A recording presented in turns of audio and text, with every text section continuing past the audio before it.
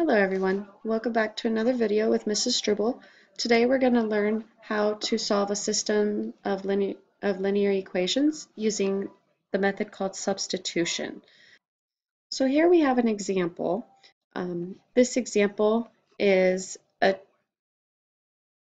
two linear equations in this system. So we have x plus 4y equals -1, and then -3x minus 14 is equal to y. Okay? And just as a reminder, a solution of a system of linear equations is the point at which these two equations are intersecting each other. In order to use substitution to solve these, I kind of broke it down into a couple of steps that we're going to work through. So step one, first and foremost, we got to make sure that one of these equations are solved for a particular variable. Now, it really doesn't matter whether we're solving it for x or solving it for y. This is the best method to use if you have an equation that's already solved for a variable. So in this case, the second equation is already solved for y. So step one is pretty much done for us. Now, what we're going to do with this is in step two, we use this equation and we substitute it into the other. So we know y is equal to -3x minus 14. So we look up at the first equation, and everywhere we see a y, we're going to input -3x minus 14. Rewriting that equation, we would get x plus 4. Here comes that substitution. -3x minus 14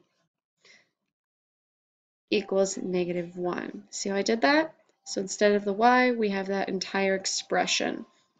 Okay? And then we just simplify this and solve it for that other variable. Simplifying this, we have a variable inside those parentheses, so we need to use that distributive property. And take 4 times -3x to get -12x, 4 times -14, and we get -56. Okay. Drop everything else down, and then continue solving this equation by combining like terms on both expressions. So both sides of the equal sign have to be simplified.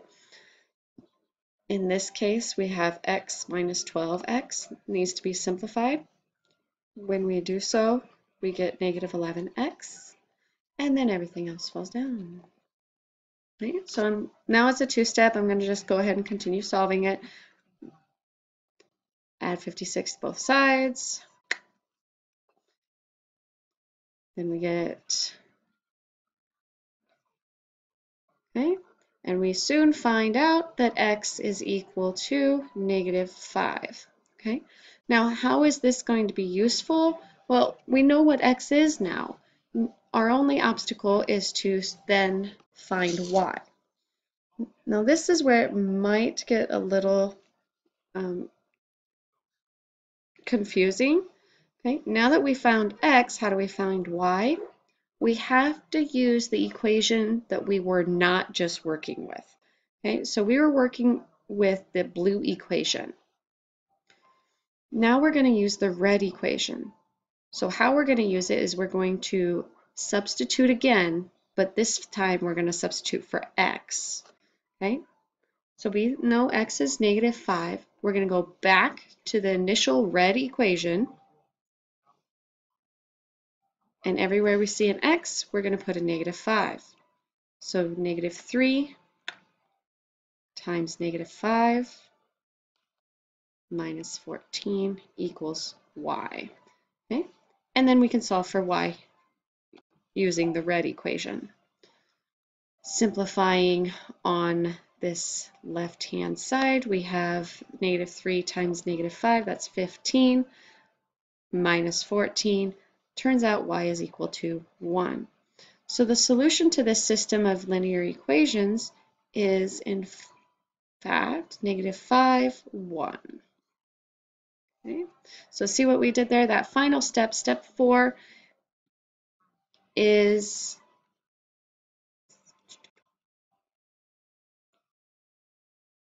where we're going to substitute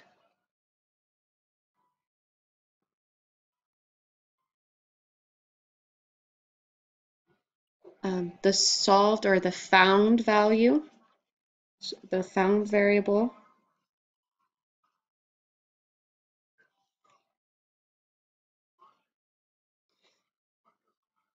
into the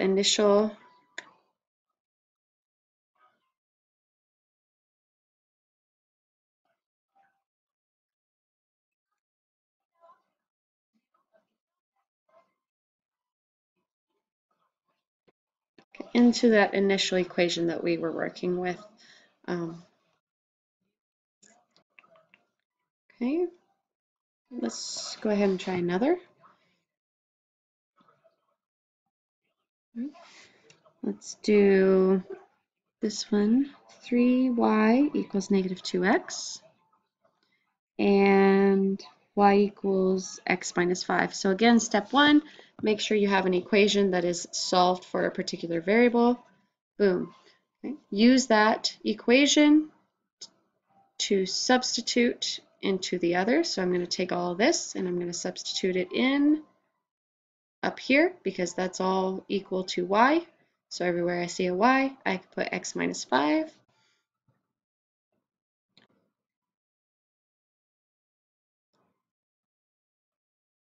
Okay. And then go ahead and finish solving this one for x using the distributive property. And now we have a variable on both sides. We need to move it so that there's only one variable. Now since the constant is over here, what I tend to do is just move the variable over with the other one, okay, and leave the constant alone. You can totally rearrange this, moving the constant, and then you'll have to move this variable, and it's just easier for me to move the least amount of things we have to move. So I have no problems dealing with these negatives because, hey, both sides are negative, divide by -1, and you get it. So we find x is equal to 3. Okay. Now again, this is where most get confused. So what equation do I substitute x into? We just used the blue one. Okay? We just used this one. That's the one we just solved. Because that's the one we just used, we want to use the other one to find y. Okay? So if you're ever not sure about which one you're using, it's the one you didn't just work with. All right. So now x is 3, so everywhere we see an x, we got 3. And that makes it so that y is -2. The solution here of this system of linear equations is 3, -2. Remember, the solution is a point on the coordinate system where these two lines intersect. So it is an ordered pair. The solution, the answer, is an ordered pair. For good measure, let's do one more, and then I'm going to kind of let you off on your own here. Okay, so let's try 2x plus 4y equals -4. And let me move this back here. X minus 3y equals -12. Okay. As you can see in this example, we do not have an equation that is solved for any particular variable. So we'd have to change that. Now, the beauty of math is I can pick whichever one I want. As long as I do it correctly, we should still end up with the same answer in the end. I like to go for the easy guy, and I see a lonely little old x right here, which kind of gives me the hint that I can solve this second blue equation very easily for x. So if I were to isolate this x term on this equation, I would need to uh, undo this negative 3y, so to speak. So to move that over to the right-hand side, I would simply add 3y to both sides. That cancels. I'm still balanced as far as an equation, so I can go ahead and use this as my equation that is solved. Okay. Let me go ahead and leave that here for now. I'm going to rewrite it down here. Okay, so our new equation formed is right here. We use this one to substitute in for x up at the top red one. And then let's go ahead and find that y. So we have 2 times, and then everywhere we see an x, we're going to put negative 12 plus 3y. Write the rest of this red equation. Okay. It looks like we're going to have to use the distributive property here. So 2 times negative 12 and 2 times 3y. Okay, copy everything else down. Then we combine like terms.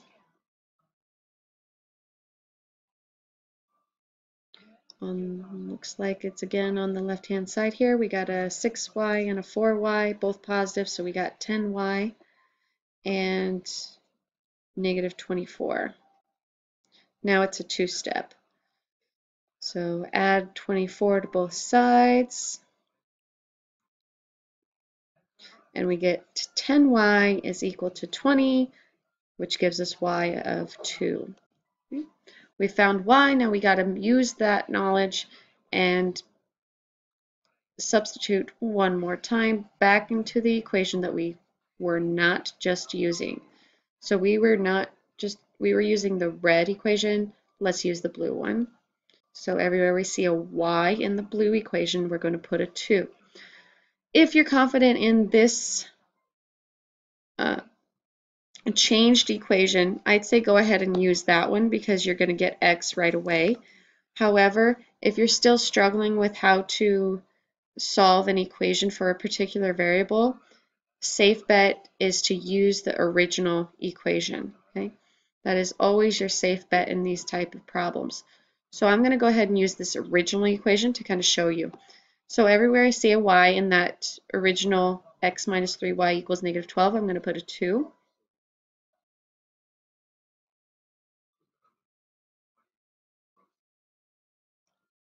And then we're going to go ahead and finish solving this.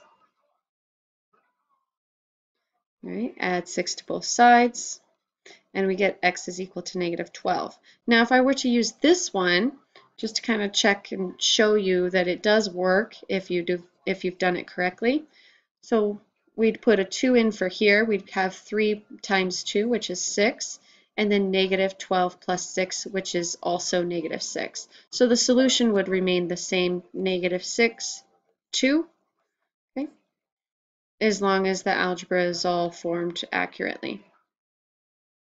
All right. Let's go ahead and write down some practice problems. I want to let you have a try at it.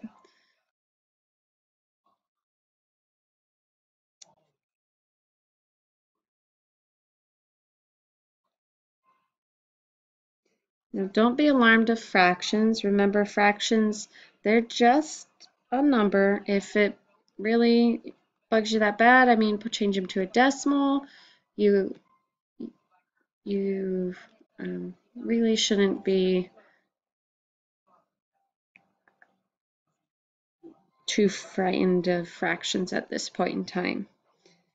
X equals y minus 1, and then for number 3 here, let's try and solve for the linear system. 4x plus 2y equals 8, and 6x minus 4y equals 5. So go ahead and pause the video, try these 3 problems out, and we'll be back with the answer. Okay, now that you've given it a shot, let's go ahead and go over the answers and see how you did. For number 1, should have gotten the 0.4 and 1/2. Number 2, the solution was 7/8. And number 3, the solution was 1.5 and 1. Go ahead and show you now how you would solve number 3. Okay? Because if you had any difficulties, number 3 probably is the one that tripped you up a little bit. Okay, so what I went ahead and did is, actually first I saw this negative, so I thought, well, that's probably not I really don't want to work with a negative if I don't have to, so let me try and solve this one for x. And then when I did that, I ended up with fraction 5/6 minus 2/3 y, and I really didn't like having fractions. I looked up here, I looked at my coefficients, and I noticed all of them are divisible by 2. That's the one that you should start with as far as solving for a variable. Okay, so because they're all divisible by 2, I'm going to go ahead and solve this for y. Solving it for y, I subtracted 4x from both sides and then divided divided by 2 from there. So I got y, let me write it down here, equals, and when we divide an expression by 2, we have to divide every single term by 2, okay? So that's another big mistake, common mistake, is because I'm dividing this side of the equation by 2, which is only one term, I have to divide each term on this side also by 2. So then we would get 8 minus 2x, or excuse me, 4 minus 2x is equal to y. Okay, now we can use that and substitute it into this second equation. So I'm going to go ahead and do my color coding here. Call this one my red equation. All right. So 6x minus 4, and then I'm going to insert this entire expression for y. And all that's going to be equal to 5. Simplify this, or solve this for x using the distributive property. We need to take the sign that's in front of each term. So it's -4. So -4 times 4 is -16, and -4 times -2x is positive 8x. Okay, copy everything else down. Combine these like terms, 6x and 8x. Oops. And then we have a two-step equation. So from there, add 16. We get 14x is equal to 21. Okay. Divide both sides by 14. And we see that x, well, divide both, reduce this by 7, so we get 3/2. So x is equal to 3/2, or 1.5. Okay. Now we can use this information back up to the blue equation, and I'm pretty confident in my answer here. Otherwise, again, use the original equation. Okay? When in doubt, always use that original equation for this last part. So we're going to substitute that x value of 3/2. Here we have y is equal to 4 minus 2. And I see an x, so I'm going to put 3/2. Solve this for y. 2's cancel. We get 4 minus 3, which is equal to 1. So y would equal 3. So our solution, therefore, is 1.5, 1. Okay, so, or 3/2, 1. Same thing. All right? Hopefully this video has helped you understand how to solve linear equations by the use of substitution. So until next time, my name again is Mrs. Struble, and thank you for watching.